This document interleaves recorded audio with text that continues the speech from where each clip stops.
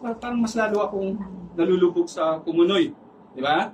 So, ayun. So, sabi niya nga, nag-struggle siya. Pero, na-realize ni Paul, ito ang kanyang promise. Ito ang promise ni Lord. No? Na-realize niya na despite of the struggles of the sin, kaya nasabi niya dito, there is therefore now no condemnation to those who are in Christ Jesus. Amen? Amen. Na-realize niya, nung simula nang natanggap niya, nakilala niya si Jesus Christ, ang lahat ng kanyang effort ay wala. Ang kanyang, ang mga worries niya, nawala. Because sabi niya, there is now therefore no condemnation because of Jesus Christ. No? Ano bang ginawa niya? Who do not walk according to the flesh, but according to the Spirit. Amen? So, ibig sabihin, hindi na siya, para mapagtagumpayan niya, he will not walk anymore according to the flesh, but according to the Spirit. Amen? Amen. Sabi nga dito, no, yun, napakagandang promise, there's no more condemnation. Ari kasi sa atin minsan, di ba, pag makasalanan tayo, marami tayong sala.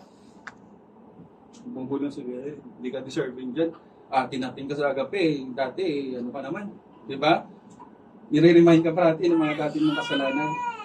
So, ikaw naliliit ka sa sarili mo. But, sabi nga, there's no more condemnation. Amen. Hallelujah. So, sabi nga, for the law of the Spirit of life in Christ Jesus has made me free from the law of sin and death. Amen? Because of the Spirit, because of the Holy Spirit, napapagtupayan ko na ang flesh, yung mga kasalanan, di ba? Ayun. So, yun yung ang context ng ating verse. Amen? Amen. So, merong hope. No?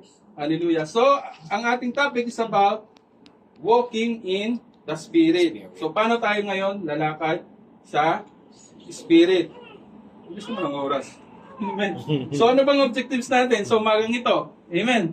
Ang objectives natin sa umagang ito is to enable disciples, tayo yon, to live a powerful life testimony before the world.